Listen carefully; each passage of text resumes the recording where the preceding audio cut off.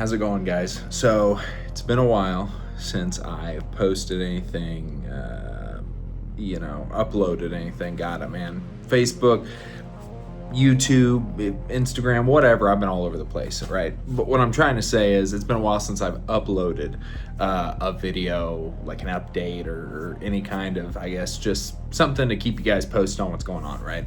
And I was going to make this for just Patreon, but then I thought, I think it's something important that the whole channel needs to hear. So I figured, hell, why not? Might as well just put it on the channel and get it out there so you guys kind of know what's going on. So a lot of stuff. I guess, okay, so I'll start with the bad news first. The bad news is, again, we have another film getting delayed. Not because it's not getting done, but because I had an editor that I had hired. I had done a contract with. He was experienced, and I'm not saying he's a bad editor by any means, but there's a contract that he signed that, it literally said in there weekly updates by Friday of each week. And I just was not getting the updates, And look, I get it. People get busy. I understand that, and I understand people have priorities. But at the same time, don't enter a contract if they're going to invade those priorities. Like, if you're going to put the other priorities over the contract, don't sign a contract, right? So, and really, it goes on a level. Like, I'm not like some huge freaking filmmaking studio, and I make micro indie budget films. That's what I do. So I get it. But at the same time, for me and for Ray D Entertainment, for my brand, I can't just sit here and wait for somebody else to figure out oh, hey, now I want to work on the project, or now I want to send an update. You know what I'm saying? So it was really just, I can't depend on not getting updates and not knowing what's going on and taking somebody for their word who really I don't know. And per usual, if you hear the heavy breathing and panting, that's my executive producer, JP Richardson. He's behind the camera right now. We just played fetch, so he's a little bit tuckered out, to say the least. Anyway, so Caravan Part 1 is getting delayed. However, what you can see, a sneak peek of behind me, is the film I'm working on right now, which is the Ballad of Belle, which is turning out really, really great. I have... Oh my God, guys. I have lost so much patience over the span of however long I've been doing this. I'm going fucking insane. So I've been editing this thing nonstop for 3, maybe 4 days. Stop. He's about to whack the camera over. I've been editing this thing nonstop for 3 or 4 days. And that's fine, but I am literally, my blood pressure can only get so high before I feel like I'm gonna combust. And I have gotten to the point where I literally feel like I'm gonna combust. I've thought so hard about getting a bat and wrapping it around one of the trees in the backyard, because that's how mad this project has been getting me. And it's not just this project, but the thing with this project is it's got the most amount of movement in a tight space in front of a green screen. So it's been a fucking pain to edit. A fucking pain. And it doesn't help that my editing software... Okay, so here's the thing. I was a huge promoter of CapCut. I'm gonna say this right now, and I have no remorse in it. Never fucking use CapCut for green screen. Don't do it. Don't fucking do it. Garbage. I used it for Caravan, and it worked great, but there was really minimal movement in it. And somehow between Caravan and fucking Belle, that shit has just gone into the dirt quality wise. Really. So the amount of shit I've had to do, redo over and over again for this project, I'm not even gonna get started on it. I'm not even gonna get started on what it's taken. But we're at the end of it. We're at least at the end of the footage part. Now I just got to get into the sound, the music, and then I pretty much have all the color grading done, wrapped up, and then we just gotta get the final pieces put together, and this film will be good. But one thing I've been thinking about doing is maybe doing a like a full release of all these films together as opposed to having them separate. I don't know if I want to do that yet. I don't know if I still want to do monthly releases, because these are going to be shorter films. Like Lily Belle had so much action, and I thought about it too. Like Lily Belle took 8 full hours to film. I mean, it was nonstop, and honestly, if we wouldn't have pushed it, it might have taken longer. So this was the longest project we filmed, and yet it's the shortest of all the films I did because of the action we had in it. So good or bad, you know, it has taken a lot of fucking editing to get it together, but you know, we've got it together. And it was supposed to be released in November. Well, I'm considering now, like, instead of just releasing a film that's like 10 minutes or less, why don't I just start releasing full compilations of all the films and then release them individually as well, you know, throughout the week or something like that? Because I could do every month, but it's just like, I just feel like it's not as satisfying as being able to release multiple stories and get multiple perspectives out there. So I'll get into that more, like, as I think about it and as I consider what I really want to do. But when it comes down to like the technical bullshit with this, the editor situation, and just a whole bunch of other shit behind the scenes, man, like it's been a fucking pain in my ass. And here's the thing, I love RDE Entertainment. I love this channel. I love you guys. I'll keep doing it every fucking day of the week. I fucking love this. This is my passion, right? Doesn't mean I love every fucking part of it. It does not mean I enjoy doing everything. Oh, I got a fucking hair, sorry. It does not mean that I enjoy every single detail of it, but I'll do it because I know it's necessary, right? So yeah, that's, and literally, if I could describe to you the feeling I've been having, the anger that's been coming out of me, and like just internally what I've been feeling like when I've been trying to edit this shit, it's almost like, imagine you're underwater and you're trying to breathe and you can't, and you're like trying to get above water so you can breathe, but something's pushing you down so you can't come up. Like something's literally resisting you from being able to get your head above water.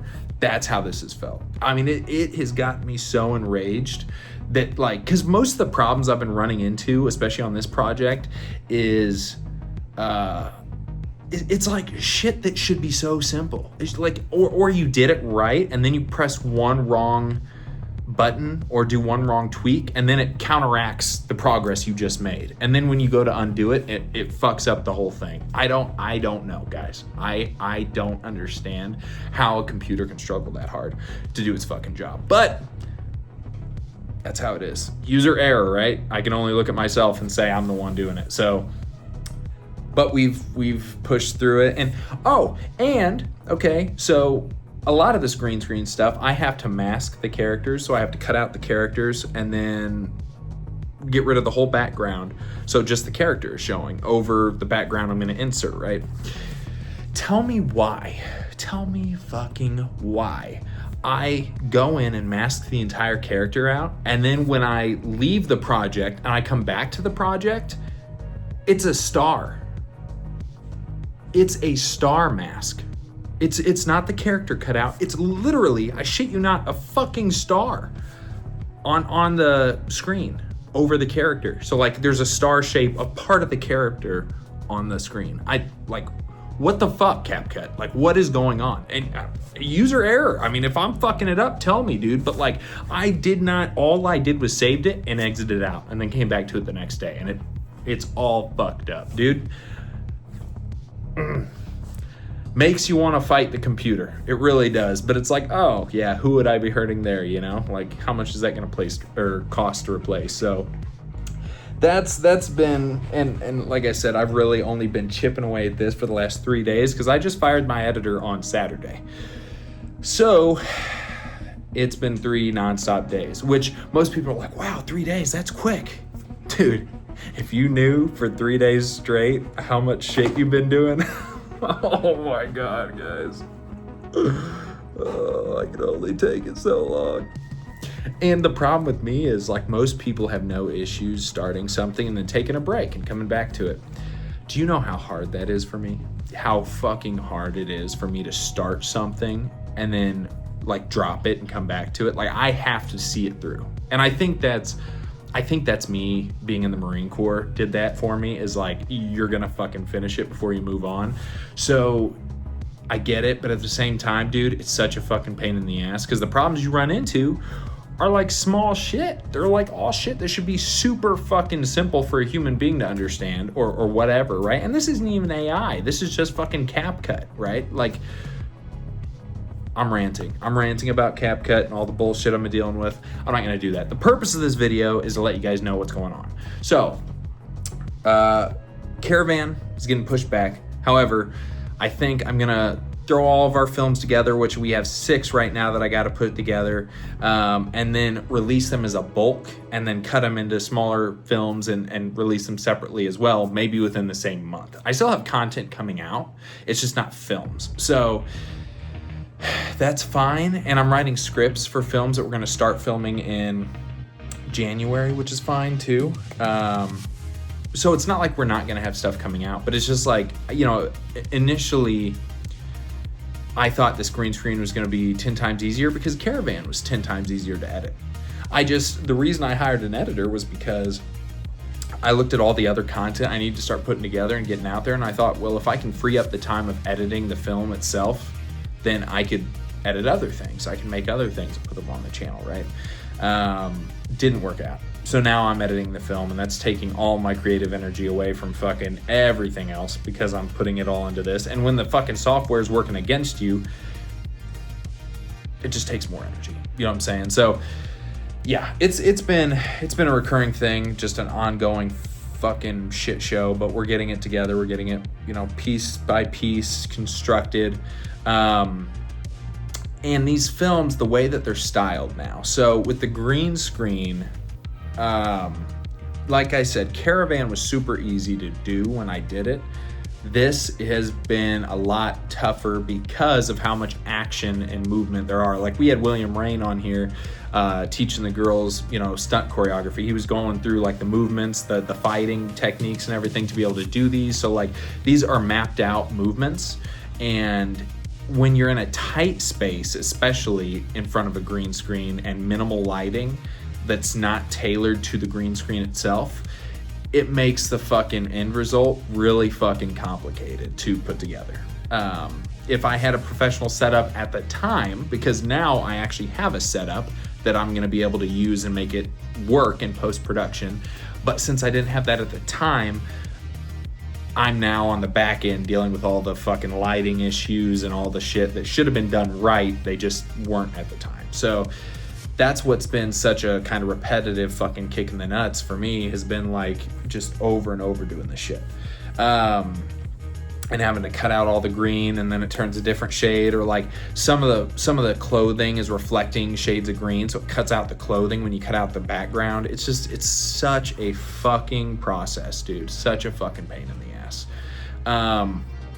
But these films, as I'm putting them together, look and feel a lot like I want to say like those retro 80s VHS, like super low budget films that almost nobody ever like really heard about at the time, because there wasn't like a place to mass produce or throw them out there. And let's be honest, if you go to a video store and you were to buy a video, you'd go for the top ones, right? You wouldn't go for the low budget ones, because most people who aren't in film don't appreciate those low budget ones as much as people who know what it's like to make a film and like know what heart goes into making it.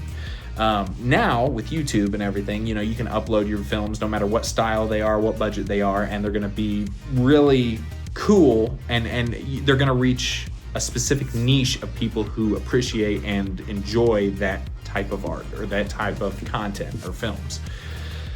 So these look and feel a lot like 80s VHS. I mean, in the end result, they really did. And I keep going back to the original Tron. So I was like, how can I make these films look and feel and fit in the story of Fairhaven, which the first 6 films were not that way. Actually, the first 8 films now were not, Tron-like. They weren't digital looking. They weren't like, they weren't green screen. They were all practical. We were out, at the location shooting or filming or whatever. So it's like, how can I get these films to match the story and the face of what I've done already for Fairhaven, without putting like a wedge between the two styles and making them completely different. And the way I've come to kind of do that, how I'm going to plan on doing this going forward, is I'm going to change up the perspective of how these stories are being told.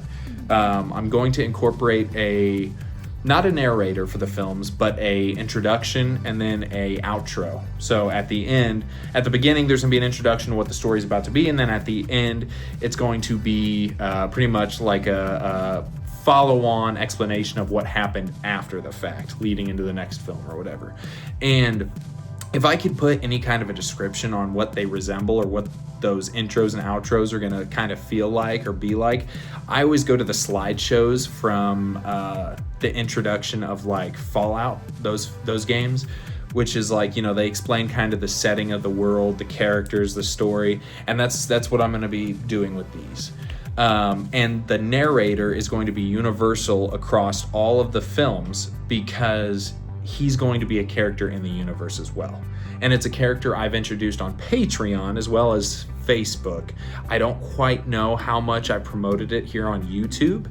I will be sharing more of it with you and kind of explaining more about him. It's not really a him, it's a it as we go.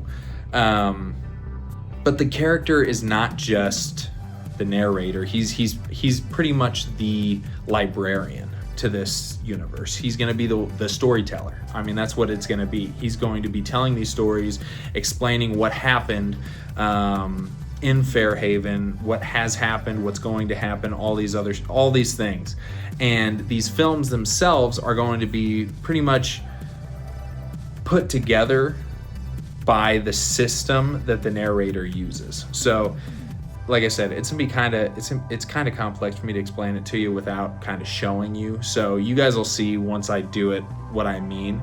And I might maybe throw out a film prior to, like maybe a short introduction to the character and kind of, so the Fairhaven introduced video that I had posted initially was Steve Christopher as the narrator. It kind of went over like what Fairhaven was and everything. You could have checked it out in the Fairhaven playlist. However, I got rid of it. I'm going to make a new one, and it's going to be the narrator, the librarian, pretty much, I'm talking about.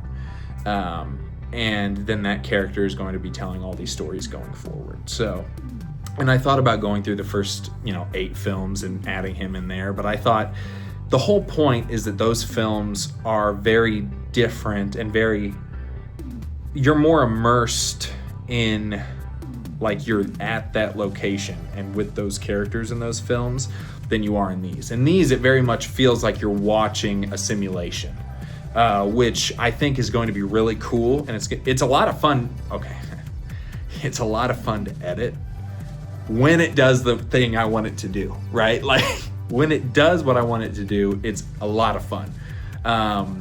And seeing the end result and like, because that was the biggest thing, is I had a certain idea after editing Caravan what I wanted the Ballad of Lily Belle to look like. And I got in here and it was not at all what I expected from Caravan. It was just fucking throwing me errors left and right, issues, fucking, mishaps, and it got me so pissed off. But then, as I started to tinker with it, I found some similarities, like I said, to like 80s VHS films I had seen, or, videos you look up on YouTube that are from the 80s that are like little snippets and stuff, little kind of experiences that people have put together that make you feel like they're videos from the 80s. And so that got me to think of a whole new style for these films that I'm going to be sharing with you guys going forward. So it was definitely a surprise doing that, but I think with the way I'm going to be structuring it and doing it, you guys are really going to enjoy it. And I'm my own biggest critic, I really am. And I really, after thinking about it and watching this over and over again, I really enjoy and I'm really excited for where it's going. So I wouldn't share it if I thought it looked like shit. One of the things I've been running into is like green screen, right? So the reason I don't try to make this and force this, even though right now it doesn't look like the films I've done so far, the reason I don't try to force these films to look more like those films is because when you try to make something that it's not, when you try to force it to make it this cinematic or this, like, I'm trying to think of a film I can reference, like those films with horrible CGI, like I guess Superman. Okay, so Henry Cavill, when he was in Justice League, right? And who is that? Joss Whedon that did that film, and they CGI'd out the mustache. Everybody saw that it was CGI'd out, and it was almost not enjoyable because it was like they didn't even try, right? So like, the fact that you're watching that and you know that that's wrong and that they fucking did a horrible job covering it up, like you're almost kind of wanting to give up on it because you're like, dude, this isn't even a performance at this point. Like, you guys just kind of threw it together and it didn't turn out, to be what we wanted it to be. With these, if I were to force these to be more like the films I've done already with Fairhaven, that's exactly what would happen. These films would be forced. You guys would look at them and be like, that is not at all, what those other films were like. So instead of trying to force these into the box that I've kind of put those other films into, I thought, why not branch out, make it a different experience, make it something new that fits these films and the green screen specifically, the green screen editing specifically. And I think what I put together really dives into that. And like I said, it really comes down to, it's going to feel like a simulation. Each film is going to feel like simulations. The narrator, the person sharing it, is a supercomputer, so it fits perfectly. And it's almost like you're watching these digital archives of different stories and different experiences that have been told from the Fairhaven world. And I think that's really exciting. So that's pretty much it, guys. Like, I just want to throw out kind of what's been going on and the little bumps in the road, right? We have a lot of stuff coming up. I mean, it's not a matter of we don't have stuff coming up. It's just a matter of how quick we can get it out. And as I kind of get bigger and branch out and work with more people and have more films going on, I noticed that, like, it's harder and harder to maintain the one a month, especially because I'm a one-man channel. I'm a one-man channel. I'm a one-man army here. Now, I consider everybody who's collaborated on these films with me part of the team. So, like, I'm not alone in making the films, but behind the scenes, it's very much just me.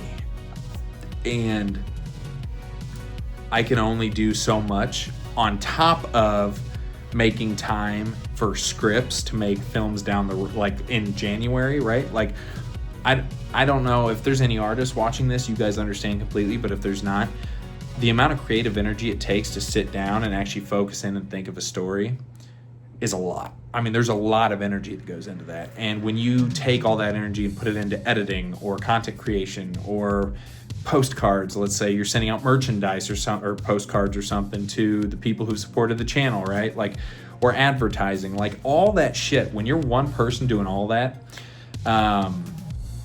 it's a lot. It's a lot. And you don't want to just start being the person to write scripts that don't fucking matter.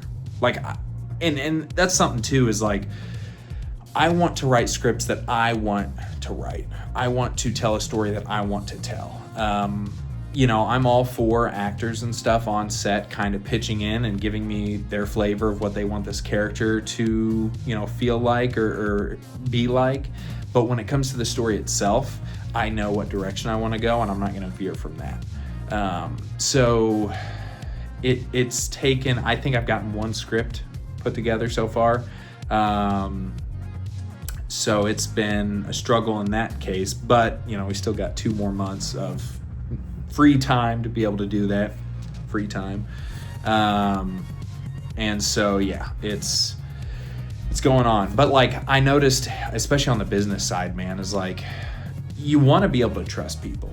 Like, you want to be able to look at people and say, okay, I know they're going to do right by me. I know they're going to help me. I know they're going to do their best. I don't, and you know, especially with this editor situation, like I said, I'm not in any capacity saying that he's a bad editor. I'm not. I've seen the stuff he's put together. It's good. It's just a matter of, I have deadlines for me. If they're not important to you, then don't work with me. It's that simple. And those deadlines and that trust that those deadlines builds, and the trust of being able to depend on somebody to provide something in a timely manner, like, that's extremely important to me, because in the Marine Corps, that's all we did, is being able to rely on each other. If we said we're going to do something, we do it. We did have standards, protocols, you know, and that's just how I am. It's ingrained in me. And nothing against the person, but it's just, you know, you can't just trust that they're going to have everything done if they can't even meet or respect your boundaries or expectations.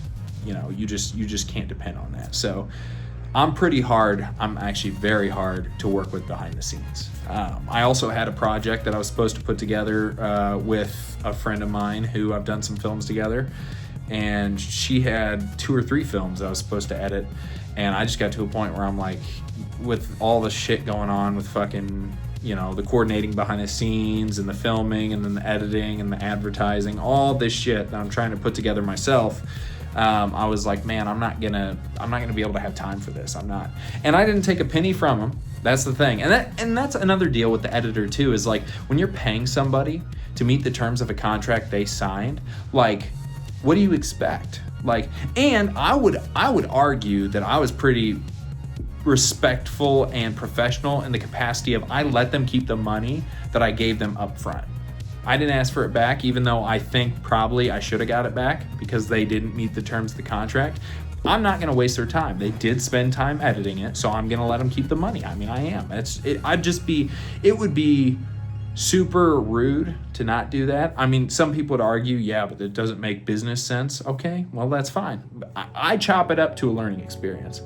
I learned not to do that again. I learned what I could and could not depend on. And honestly, I'm probably better off doing the editing myself. I mean, if we're being honest. So, because I'm going to know exactly what's going on and how long it's going to take, you know, even though I might drive myself crazy, I know I'll get it done, you know. So, but yeah, so there's been a lot of technical stuff going on. And I understand that friction is a sign of growth and it's a sign of progress, and that's good. That's a good thing. It's just, you wish you could do everything. You wish you could be able to handle it all in a timely manner and keep your energy. Like, in a perfect world, you'd be able to do it all, and you wouldn't have to worry about needing help or running out of energy or whatever. The monitor died. Sorry, I know you guys loved staring at those trees and the preview I had up there. But, you know, this isn't a perfect world, so, like, you're not going to be able to do all those and maintain perfect energy. Plus, you know, I got my old EP over here that requires a lot of attention, and you know, he has a lot of business meetings outside in the yard with his Frisbee that he wants me to attend. So, you know, there's that too. But yeah, so that's what's going on with me, guys. That's what's going on with RDE Entertainment. We got stuff coming up. It's just, there's a lot of hiccups in the road, and there's a lot of things going on, and we're working on them. So I appreciate you guys. I appreciate you guys being here, supporting me. We just hit 3,500 subscribers. Super awesome. Super excited, considering just a month ago we hit 3,000. And we're going to keep going. I mean, we're going to keep growing, and I'm super excited for that. And I'm glad that you guys find value in this as much as I do, because, like, I love making these films, and I love expanding this universe that I'm making in these stories, and I like branching out and seeing, kind of experimenting, you know, seeing what else we can make. And that, you know, that was a thing too, is I was thinking about it, and I was like, you know, do I need to get more cinematic with every film? Like, do I need to make every film more, I guess, more top tier? Like, do I have to keep getting better? But it's also one of those things where if you have a niche that you're approaching and you have a certain style or form that you're trying to connect with an audience in that regard. You don't always have to just get more cinematic necessarily. And honestly, filmmaking doesn't just mean cinema. Like, it's motion pictures. That in its simplest form, that's what it is motion pictures. You're putting these little clips that you put of a story together, and you're making the best you can make out of it. Does that mean it has to be on a theater screen? No. Does that mean it has to be on a TV screen? No. It could be on your phone. And honestly, most of the people who watch the channel are on digital. They're on their phones, and that's perfectly fine with me, because half the films I watch are on my phone, and so it's very different what I'm doing vice like, I guess a standard filmmaker who's all like cinema. That's never really been, my goal is to do that. I like doing things on the smallest budget possible. I love seeing what creativity can bring out.